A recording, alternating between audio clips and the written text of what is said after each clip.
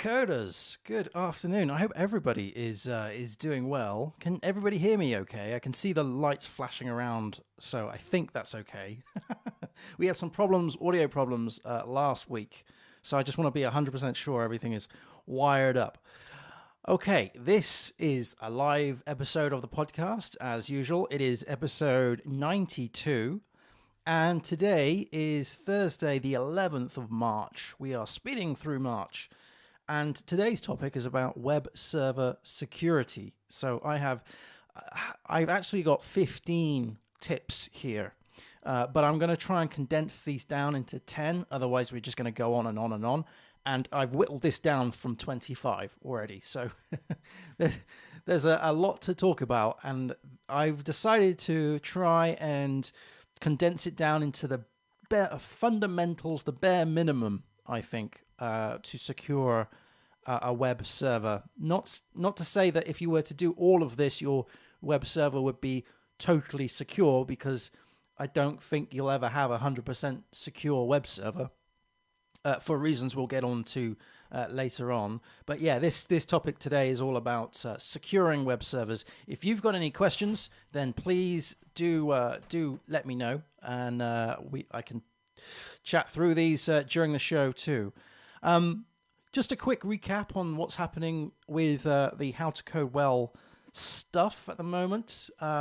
So we have our we've got our social login working for GitHub. We have the course enrollment page working. We have a bunch more end-to-end tests and unit tests and everything like that. So that's all good. And it's now at the position where I want to replace the beta sites and convert that into, replace the beta site that's currently there with this iteration, which kind of brings me neatly onto the whole security side of things, because as I've mentioned previously in the previous podcasts, the howtocodewell.net website at the moment on the web, on production, it is a static site built in Gatsby. It is an AWS Amplify site, and that is that's all well and good. I mean, because it's a static site, because it's an AWS Amplify site, I don't actually have the details. Can't actually log into anything SSH-wise. So I don't have to worry about the hosting. That's what I'm trying to say. Not so much. Whereas now it's all in Symfony, I do, because it's a PHP site, which means that I have to think about the security. And this is kind of leading me on to today's topic, which is web server security. Now, security has changed somewhat since I started as a web developer all those many years ago. I've been in this field for nearly 2 odd decades. So things have progressed as the technology, as the hardware, as the attacks have progressed and evolved. And I just want to start by saying that the things that you put in place now will need to be monitored and maintained and improved and enhanced as time goes on. This isn't security in terms of the web isn't something that you can just simply set and forget. It is something that, I kind of term security in two ways. There's prevention and there's detection. But anyway, I just want to, first up, let's caveat this whole talk by saying that this is an area that I'm not actually an expert in, right? So I'm a PHP developer, Python developer, JavaScript developer, full stack dev, essentially. I know my way around a Linux box. I know my way around Docker fairly well. You know, I have Docker courses, I've got Linux courses and whatnot. But security is itself a profession, and it's something that I have chosen not to go into just because it doesn't particularly appeal to me, and I would much prefer to allow someone else to take that on.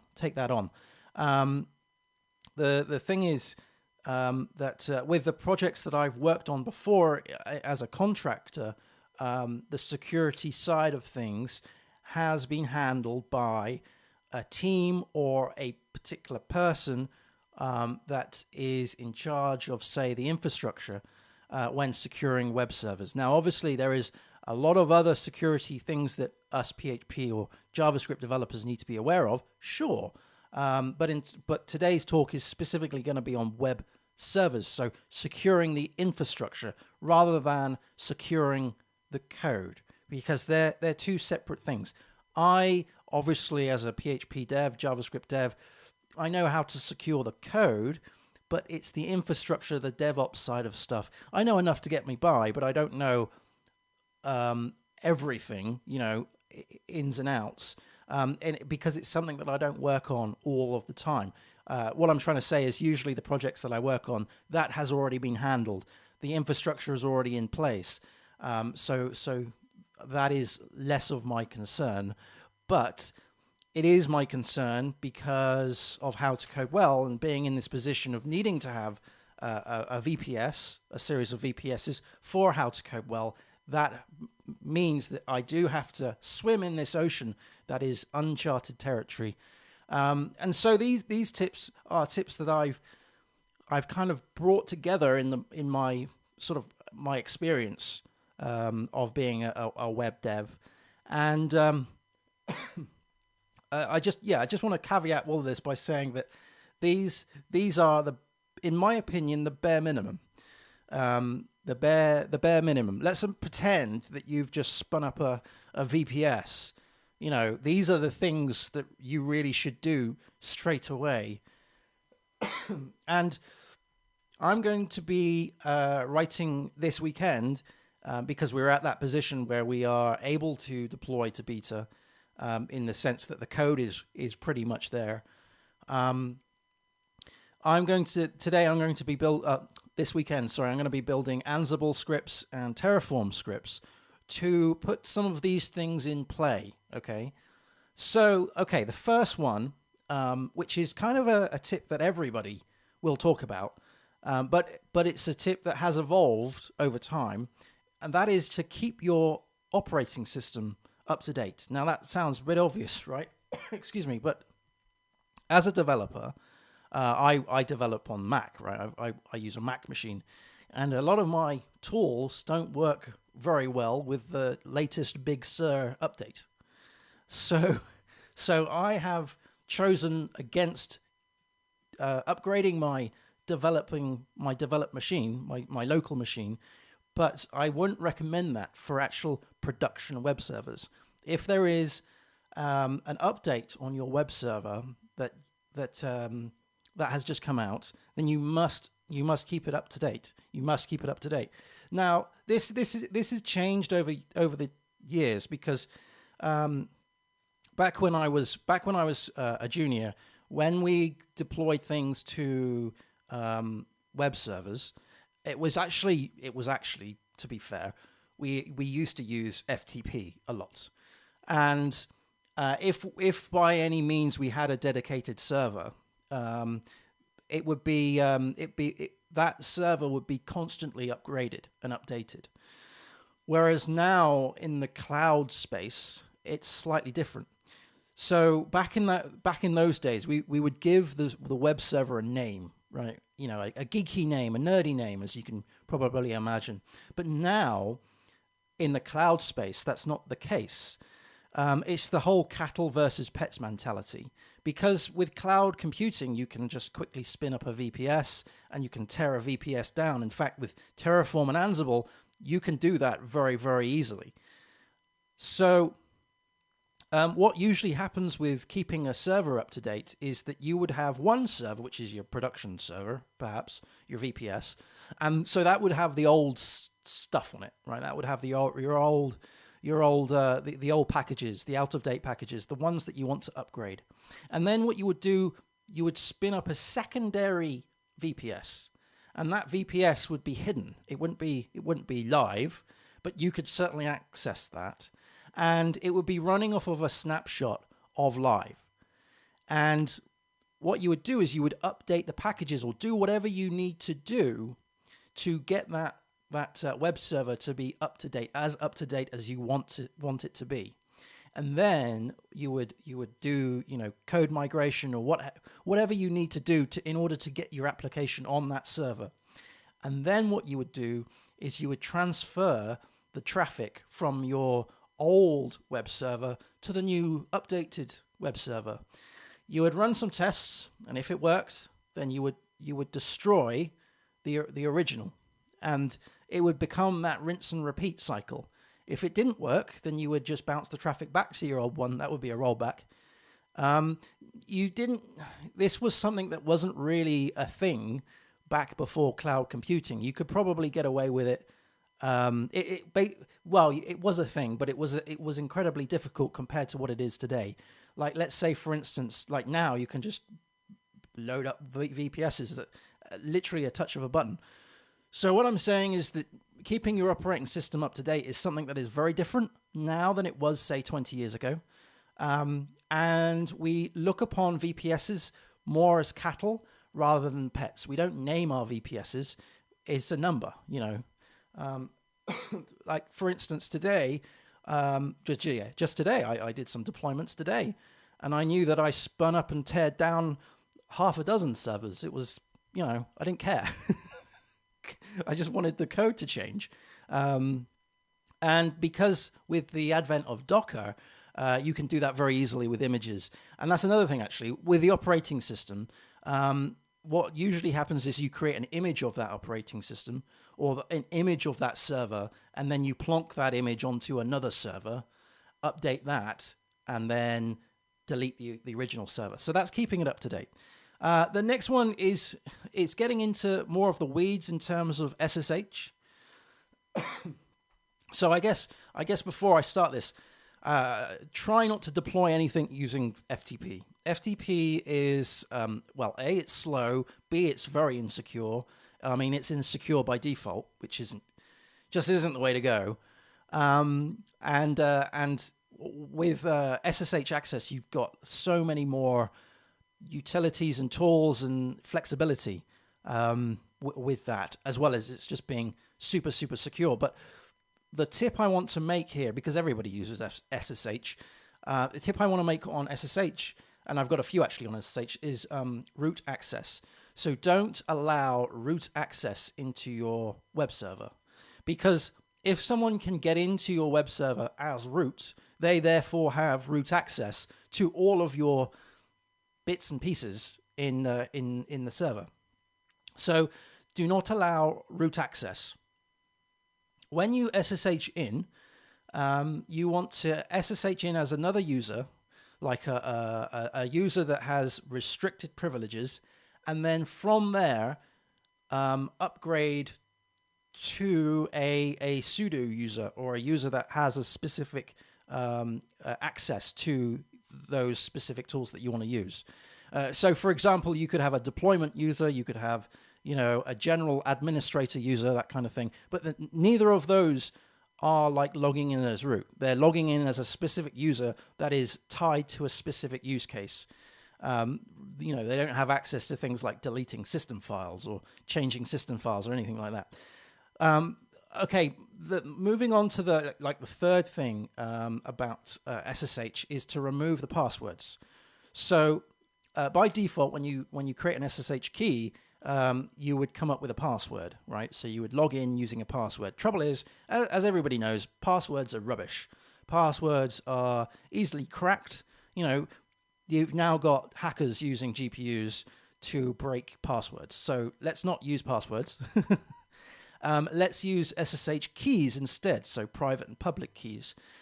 This way you can limit down your access to only those people who have the key.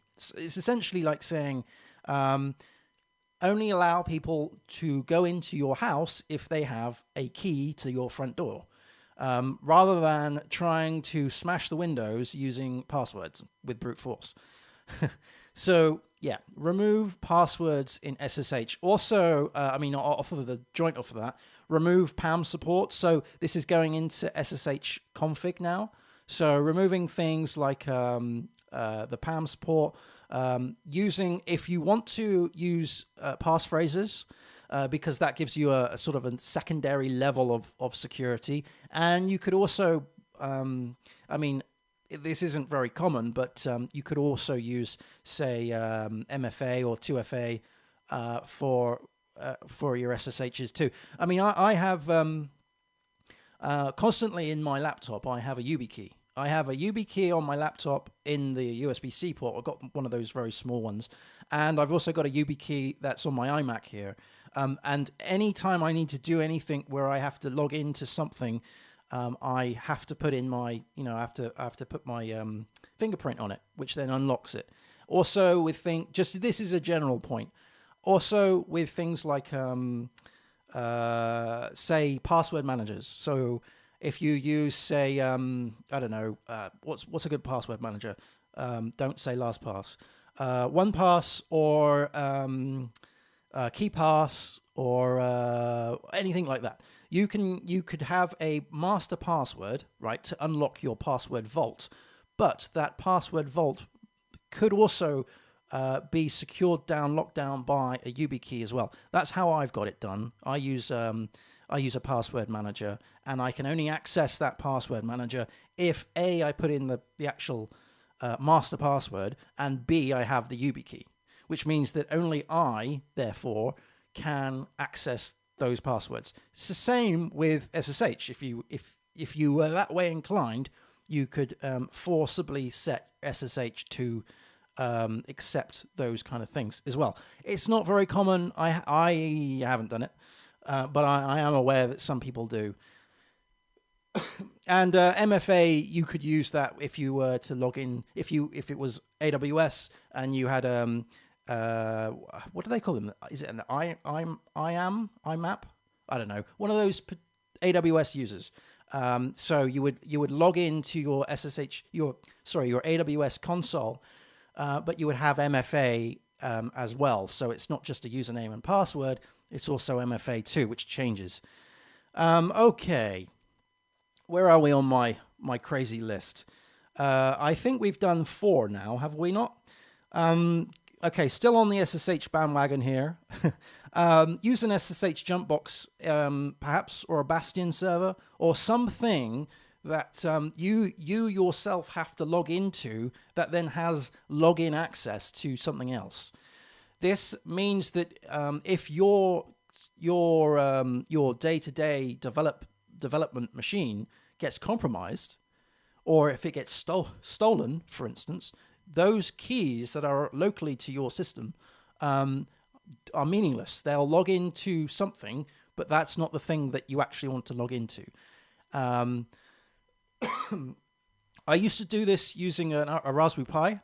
So I would have a Raspberry Pi, which is something that I could just walk around with. I could just, if I wanted to move from one place to another place, I could take the Raspberry Pi with me. I would SSH into the Raspberry Pi as a specific user, because the way I did it is I had a user on the Raspberry Pi that was associated to a user that was on one of the other servers, but the keys would be different, right?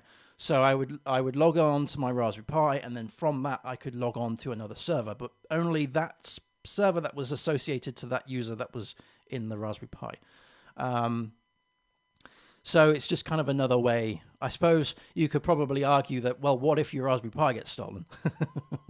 But a counter to that is have more than one SSH key, right? So you've always got like a secondary thing, because some of these other points that I want to make down here, if you do them badly, and I have before, you'll lock yourself out of your system. So you'll want to have a sort of a secondary way in, but keep that under wraps, and remove that if I would only have one thing going into, say, prod, but maybe 2 things going into staging or something like that.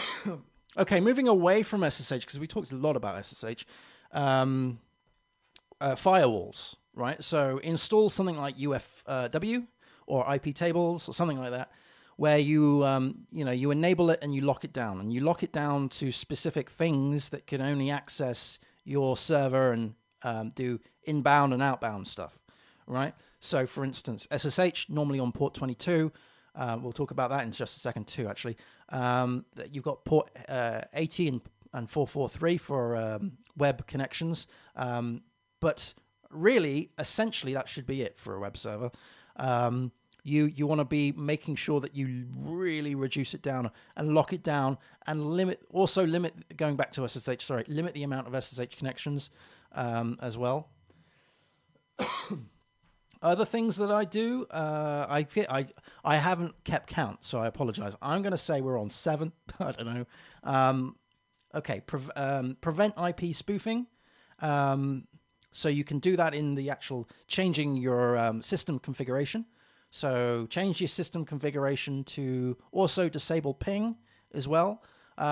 So ping is a nice tool for just checking whether your web server is up, but it's not the best thing to use.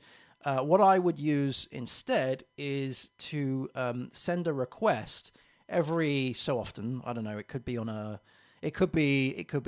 once every 15 minutes, or once an hour. Really depends on what you fancy. But I would make a request to a page that doesn't do a lot. So, for example, a page that could be a terms of conditions page, or a privacy policy page, something that just has, I don't know, a static content really that doesn't do a lot of database queries. Just send a message to that and see if that returns a 200 OK, rather than checking and pinging yourself all the time, because that's not good. Disable things like man-in-the-middle ICPM redirects as well. Excuse me. And I guess number 9 is use fail to ban. So with I appreciate all of this is specific to Linux, right? I'm a Linux guy. If you ask me how to secure a Windows box, I would probably tell you to buy a Linux box. But fail to ban is a nice little tool. So you would install fail to ban, and you would basically reads the logs, right, of your system. So I guess a point I should have made well before any of this was make sure your logs are being handled correctly. So anyway, fail to ban will read the logs, and it will also read requests and all of that jazz. So for instance, it'll read access logs and other things. And with fail to ban, you can do all sorts of interesting little neat tricks. So in the past, for instance, I have monitored certain requests, certain bots. I have checked for certain requests really, and I've pushed certain requests to certain websites when I don't like them. So, for example, you just have to spin up a box and then watch the access logs run, and then suddenly you'll get some silly script kiddie or some bot trying to access wp-login.php, which is the WordPress login script. Even if you haven't got an ounce of WordPress on that server, you'll get some bot or some idiot who is trying to access that page that just doesn't exist. And usually what happens is this is a bot, and it fires these requests to new VPSs, or VPSs that the bots are aware of, and it just kind of floods the access logs. So what I tend to do in that sort of regard is to send those to other websites. So with fail to ban, you can do that. You can route the traffic. That's the term. You can route the traffic somewhere else. Or what you could do is just drop all traffic coming into your site from that IP address. And you can set thresholds in fail to ban to say, look, if this happens within this period of time, over this amount of requests, then ban the IP, or push this request to, I don't know, a local government agency. So yeah. Now all of these things, that's number 9, I think. So all of these things are they're very basic. They're very basic. So SSH, I'll just go through them quickly and then I'll do number 10. So SSH is super important. Please don't deploy anything using FTP, because that's just not great. because yes, I know that you can secure FTP, but the fact that it's not secure by default is just not fun. So please don't do that. Keep your stuff up to date. Don't remove PAM from SSH. Remove root access from SSH. Limit your SSH access. Use a key phrase if you want to, and stroke maybe look into 2FA and MFA. If you want to use a jump box or a Bastion server, definitely use a firewall such as UFW. Prevent things like IP spoofing and redirects and all that jazz. Disable ping. Use fail to ban. Excuse me. Fail to ban and IP tables. They go hand in hand.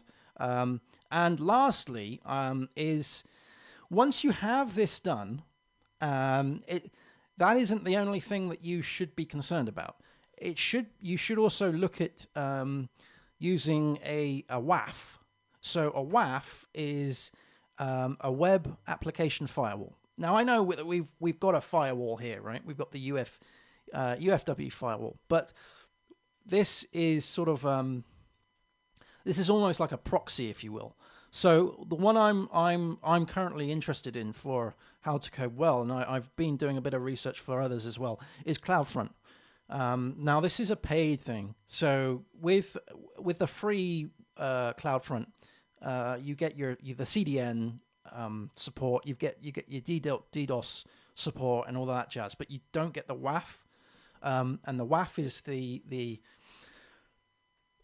excuse me, the WAF is the thing that is the web application firewall. And the thing is that we're talking now about a cloud-based firewall. A cloud-based firewall. The problem with having a local-based firewall is the fact that you yourself have to keep it up to date, which is fine, but it takes a lot of time. It takes a lot of time, and we haven't even discussed the monitoring side of this stuff. We've talked about prevention, but we haven't talked about detection. So the WAF, the CloudFront WAF, I'm not sponsored by CloudFront, by the way. It's just something I've been looking into. So they will have their own set of rules. They will have their own set of block lists and allow lists. I read an article. I don't know if this is true, but I read an article that say that 12% of the web is behind CloudFront, which is quite a lot of the web traffic, meaning that they have a good gauge on threats going in. So it's kind of like you're either with them or you're not, in the sense of security. I would rather be with them and be under their umbrella, under their sort of their wing, if you will. And I've heard some really good things about the WAF. And you can create your own rule sets and your own scripts and stuff like that. So this is something I'm probably going to invest in. The thing is like I said from the start of this podcast, I am not an expert in security by any long shot. These are just some things that I've picked up during my my career as things to do, as things that I would just do if I had a VPS spinning that up. These would be the first things I would do. These are actually things that I would put into the Ansible and the Terraform scripts. So as soon as, for instance, a server was spun up, it gets up to date. I remove the SSH access. I deal with whatever SSH key I need to pass through. I install the firewall and I set rules, and those rules would be predetermined. And then I use fail to ban and IP tables to listen upon things. But my server, my VPS, I would like to be behind another sort of firewall, which would be the WAF firewall. Plus, CloudFront is a fantastic CDN. So, it kind of makes your site faster. So that's all good. And, I've complained a lot the fact that I've moved to PHP and the how to code well .NET is slow compared to what it was, what it currently is actually on AWS Amplify. It's super fast because it's a static site. So anything to speed it up, I'm all game for. So yeah, I think they're the 10. If you've got any more, then do let me know. but please bear with me. I'm not, like I said, I'm not a security expert. I've done security courses. I've even done an ethical hacking course, but it's not something that I do all the time. Well, I hardly ever do any of this stuff. I usually let all the DevOps to someone else. And to be fair, if I had the money, I would probably just give it to someone. Just say, please secure my stuff. But yeah, I mean, that's all prevention. That's all prevention. Let's now talk a little bit about detection, right? Because that's the second wave. Don't just think that, oh, I've got all of this done, or please don't think, oh, I won't do any of this, but I'll put it under a WAF, right? Don't do that. You have to monitor it. You have to detect incoming things. So, for instance, you could even set up sort of honeypots or traps or something that you're kind of enticing hackers to look into, and then once you've got them, you will then prevent them from going any further into your system. You could be using things like Wiretrap, for instance, to detect certain things. You could, like I said, the IP tables is great. If you've got more than one server, then have some form of shared configuration. So when one server gets hit by some dodgy request, the other servers behind it or around it are also aware of that dodgy request and don't allow that request through either. But really, it should be we should all be getting out of this mindset of pets and when in terms of our servers, and think of them more as cattle. And that sounds a bit brutal. The fact is that with cattle, you don't really name the cattle unless you're a small farm, but you usually just give a cattle a number, and then they go off to the abattoir and get turned into burgers. So in terms of the servers, you want to be you want to keep in mind that you want to be tearing them down and spinning them up. And you want to be doing that without any kind of bother. Yeah, so try not to get too attached. That's what I'm trying to say. Try not to get too attached. If you ever get, if you ever need to upgrade your system, or if you ever need to update any of your configuration, we now live in a time where it's sometimes easier to just spin up another VPS, change the configuration there, and then just redirect the traffic over to the new box and then tear down the other one, rather than going into the other one and then trying to upgrade that. That actually has a lot of room for error because you're doing it on a live box. Whereas if you were to do it on a box that isn't live yet, you can then run tests and other things before it goes live, and then you will only put it live once you are in that frame of mind that what you've done is actually working. Excuse me. So yeah, I mean, this is an interesting topic, and I think I'll mention it a couple of times. I think throughout the future podcasts as to what I think the direction How to Code Well should go in terms of securing things. It is unfortunately one of these things that I have to do because we've moved away from AWS Amplify or Netlify or what have you. But to be fair, I would have had to have done this anyway for the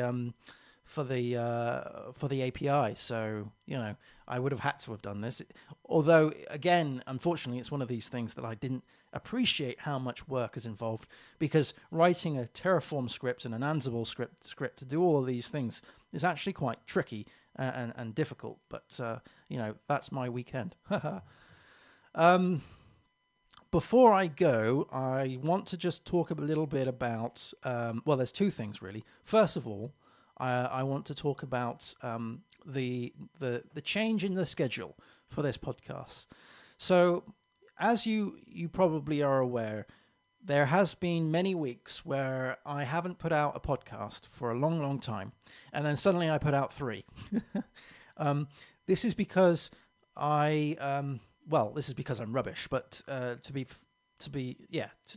brutally honest, but really what's happened is that I get so busy that I haven't been able to update the the podcast stream. And then I find that I have a big backlog of, say, 3 or 4 weeks worth of podcast stuff, and then I'll just go through it, and, in a solid block. The other problem is that YouTube YouTube won't process my videos for at least a day after they go live, which is really rubbish. So what I'm thinking of doing from here on out, really, because episode 91 isn't on the podcast yet, but the others are. What I'm thinking of doing is doing it on a weekly rolling basis. So if you want to listen to this live, and if you fancy it, you can contribute into the chat. If you want to do that, then you would listen on the Thursday evenings at 8 p.m., as you are now. Or if you want to listen to them in, whenever you want to, in terms of like once they're published, you would listen to them in a week later. So I haven't explained that very well, have I? So what I'm saying is that they're going to be a week behind. So this one will be launched next Friday to the podcast world, and tomorrow, which is the 12th of March, number 91 will be released to the podcast world, and it'll be done on that sort of cycle. I think that's probably, in my opinion, more manageable for me to do it like that. Otherwise, I'm having to wait for YouTube to process the video. I'm by that time I'm probably busy doing something completely different. So I want to sort of get into that space. This also brings me neatly to the tutorials. Where have the tutorials gone on how to code well?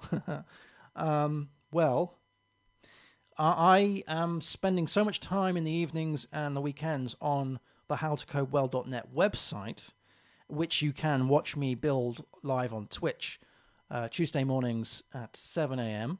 and Sundays at 14:30 GMT till usually about 6 p.m. That's a long stream. So I'm spending a lot of time building howtocodewell.net, and I simply haven't given myself any time to do any recording of videos and courses.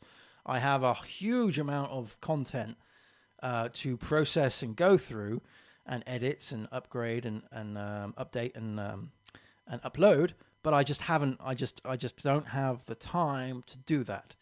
What I'm hoping is that once, say, the second quarter, maybe the third quarter of this year comes around, howtocodewell.net would be in a place where I could actually call that my platform, and then it would be in maintenance mode. So when we got it to a point where people can log in and log out and all that jazz. And hey, I've completely missed off all the stuff on the security in terms of the database. Yeah, that's fun. Anyway, so once we got it to that point, and I can actually provide a URL to say this is the latest video on howtocodewell.net, I think I'm going to not do any recording for the time being. There's just too many plates to spin, so there will certainly be tutorials this year. I just don't think it's going to happen anytime soon this year, just because I want to spend as much time as I possibly can building the How to Code Well platform. Something has to give, right? Something has to give. So that is, and it's an incentive for me to actually get it live, because, by the time it goes live, all of the videos will be old, so I'll need to update them and refresh them. What was the second thing I wanted to speak about? Oh yeah, that is the object-oriented programming course. Not course, sorry. I've just said that I'm not doing courses. Object-oriented programming quiz. There we go. So one thing I am doing, every month, I do a challenge on Twitch. And we've got our own Discord server. If you go to howtocodewell.net/Discord, you can join. It's totally free. And in there is some, there's a coding help channel for people who want to talk about code and get some help and some advice. There's also a coding challenges channel. And this is a channel where I post every month a challenge, and we do it over Twitch. So on the Sunday of every month, I review and I also announce a challenge. So this challenge at the moment is the PHP OOP quiz. It's 10 questions that are usually asked during an interview. So I've tried to boil it down to sort of interview style questions. And what I would like people to do is to create GitHub repositories and maybe fork the thing that I've done or copy it or whatever, and then answer those questions in Markdown. Some of them are yes or no questions. They're just multiple, or some of them are explain this in your own words. And then there's a few that are like code examples. So that's happening on the 28th of March. That's the review. And what I do is I review it live on Twitch, and then I will upload that eventually to the Coding Challenges website. I'll put all links to all of this in the show notes below. But anyway, this one is object-oriented programming in PHP, and we've done other ones previously on things like JavaScript games and all of that stuff. So JavaScript games, we did regex, just because I was feeling nasty one month, and Python, we do a lot of Python as well. So if you want to test your knowledge, then do check that out. It's totally relaxed, though. It's totally relaxed.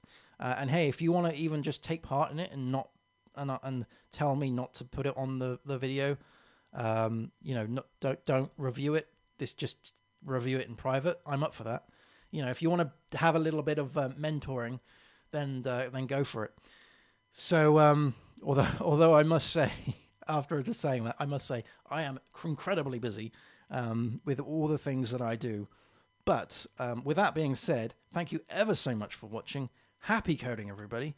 And I will see you on Sunday at 14:30 GMT on Twitch, twitch.tv/howtocodewell. Thank you very much for watching. Happy coding, everyone. I'll see you again soon. Cheers.